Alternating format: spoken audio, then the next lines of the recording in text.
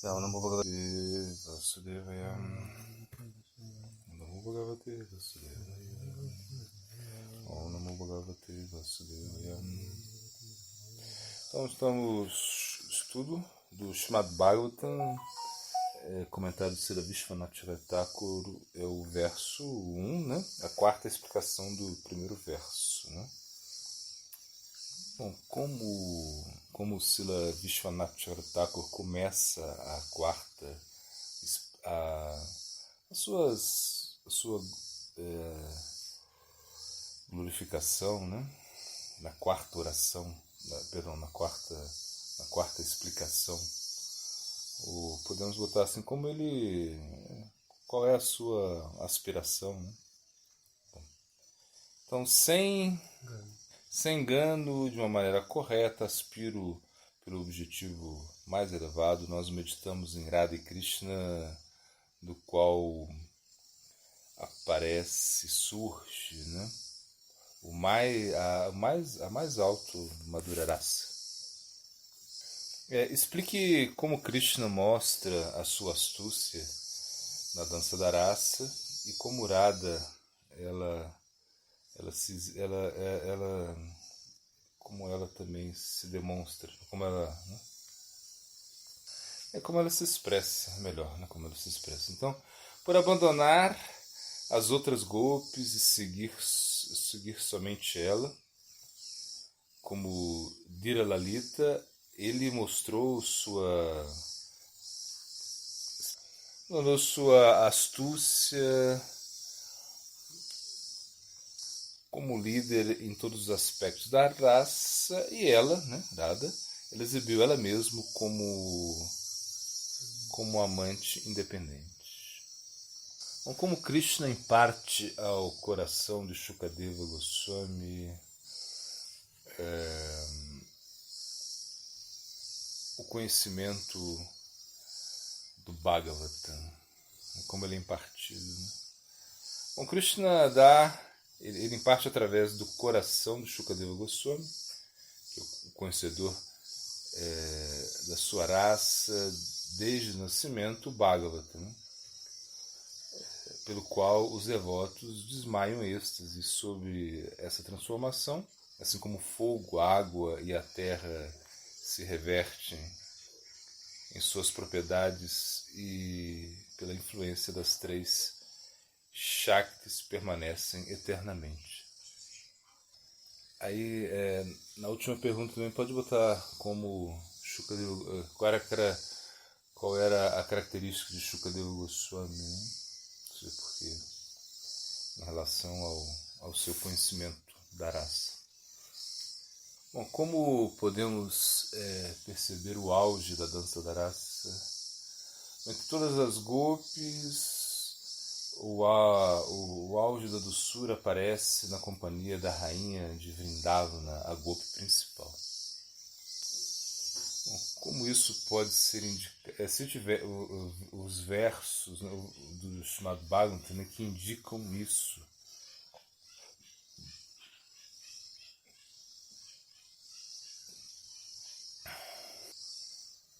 Bom, então o primeiro verso onde se diz, né?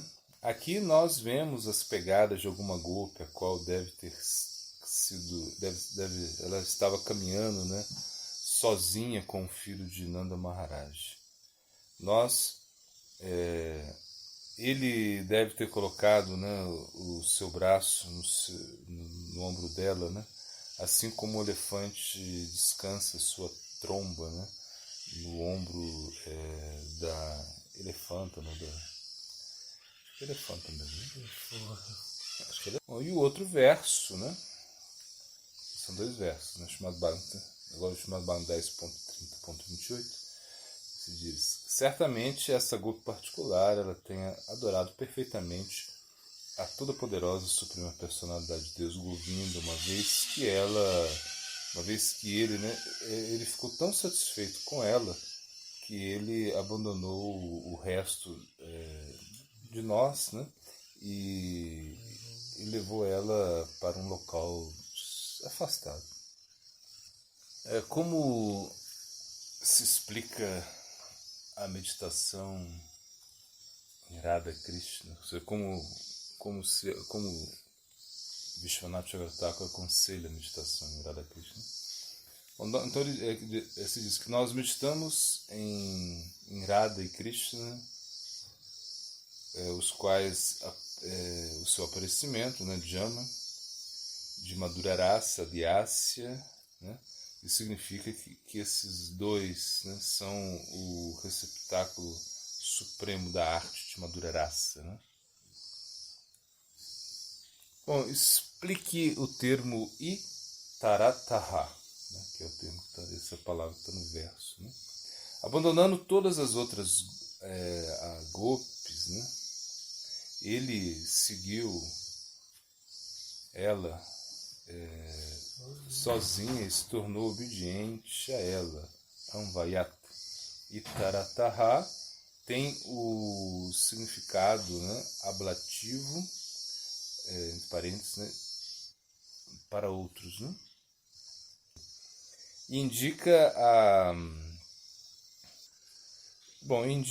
suprimido, participo indeclinado. Bom, uma nota aqui, né? A gente poderia ter suprimido aqui essa parte, né, gramatical, mas, por exemplo, no caso ablativo, né, isso é relativo a que indica, né, o agente passivo, né, a sentença ou o instrumento ou a maneira ou o local de uma ação descrita pelo verbo, né?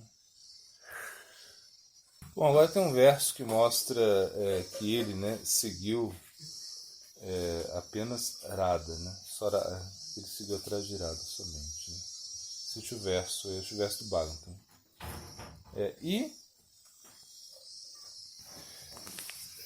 Então o segundo significado de Itarataha, então nem precisa colocar, nem estudar, porque é bem difícil, é algo gramático, né, do sânscrito, né? Então a gente teria que pesquisar para ver realmente o que significa isso. O Srila Vishwanath Chakravarti, ele usa isso, né, e a gente realmente não consegue entender, então aí não precisa, tá? Agora, claro, o primeiro significado de Itarataha é muito importante, né? Qual foi a atitude que Krishna, ou seja, o que Krishna fez com Radha depois que ele a levou a um local afastado, né? É um verso chamado Bhagavatam, né? Bom, e depois... Bom, e esse menino inteligente, ele deve ter colocado, né, ela no chão, baixado ela, assim, para juntar algumas flores, né? Assim como esse local querido para Krishna, né, coletar flores para sua amada, né? Assim, era muito querido para ele, ele ia coletar flores. Chamado Bhagavatam 10.30.31, enfim, 32. Bom, por que Krishna é conhecido como Dhira Lalita? Porque ele abandonou as gopis e seguiu ela sozinho. Ele é conhecido como Dhira Lalita, né? É favorável, um termo favorável para cultivar raça. Bom, sendo assim, como Krishna é conhecido, né? Como ele é chamado, né? Como chamam ele? Aquele que é completamente reconhecido, né, como líder, né, das raças, preenchido com Madhura Rasa. Arteshu Abhignaha. E como Radha é conhecida? Bom, ela... e por que ele, né, Dhira Lalita, ela sozinha, né, permanece com seu amante, né, Swarat, como Swadina canta, a mulher que controla Krishna.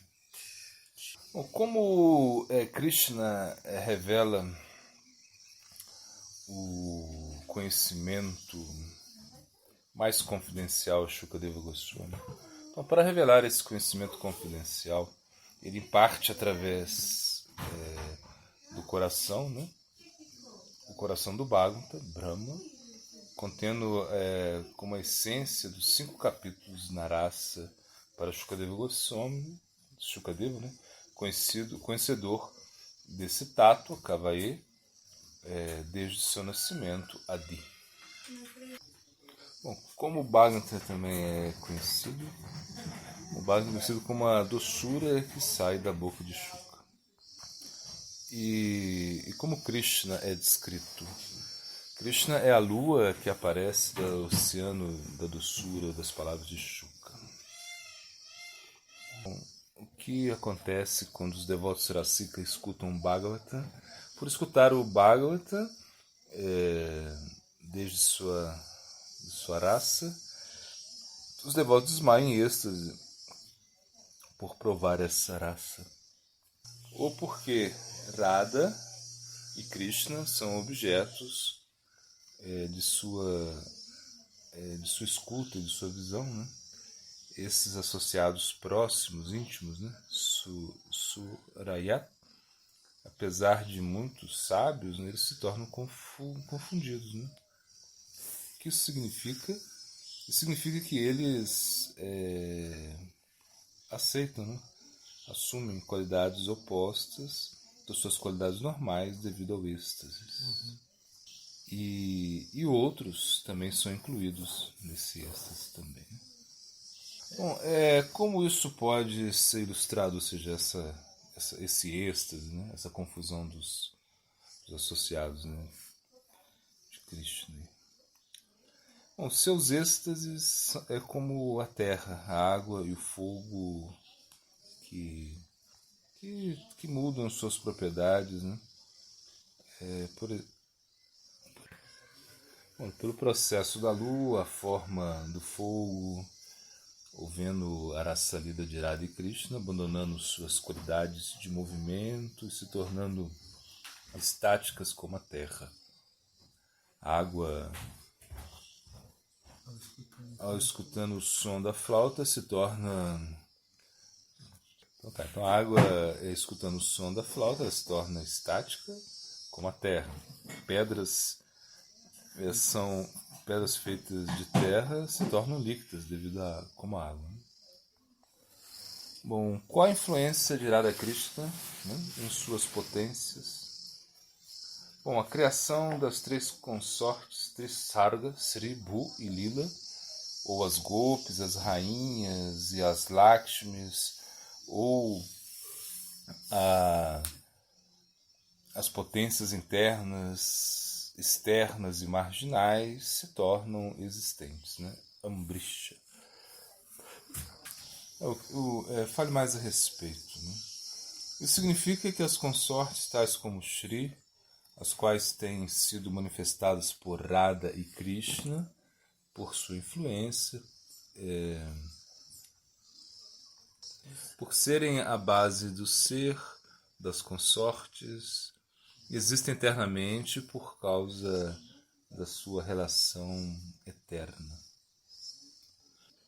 Como podemos meditar nessas formas, né?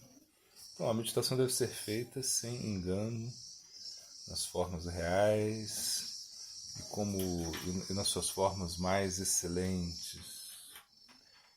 Então, qual é a consequência disso?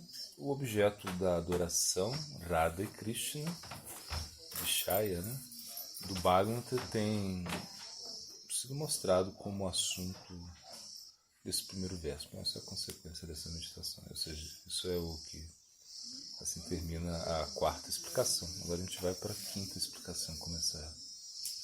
Bom, na 5ª explicação, logo no começo, se define Bhakti, ou seja, como se deveria se meditar. O Bhakti deve ser meditado, né? Então deve ser meditado como o processo espiritual mais benéfico, o qual está além das gunas, o qual faz com que o Senhor, como Bhagavan, traz, né? O Bhagavan, né? Chama Bhagavan, e o qual existe na realização do Brahman e Paramatma no processo de Jnana Yoga, o qual é o conhecimento completo, independente de outros processos, o qual foi revelado por Narada para Vyasa, mas o qual é confuso mesmo para os grandes sábios, o qual não é misto com as três gunas, e o qual derrota seus oponentes pela sua própria natureza de dar experiência direta de bem-aventurança. Como o processo do Bhakti é indicado pelas escrituras? Bom, ele é indicado como Abhideya, né? Pelo qual o Ashraya Krishna pode ser alcançado, né? Bom, isso leva à realização mais elevada e atrai mesmo Krishna. Bom, quando isso acontece, o que podemos entender? Que o Bhakti então se torna Prayodhana, Prema. Bom, então qual a conclusão podemos chegar em relação à obra?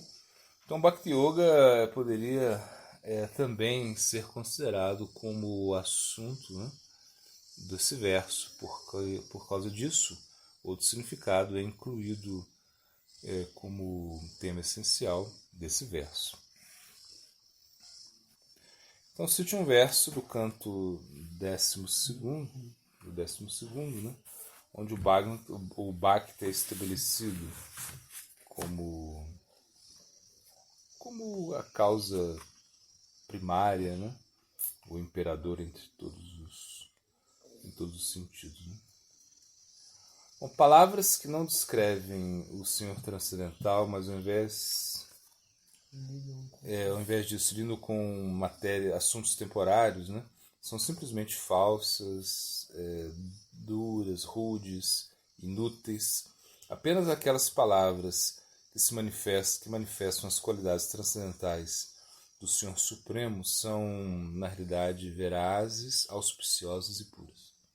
Bom, cite o outro verso do Bhagavata, do 12º canto, que está nessa mesma linha de raciocínio.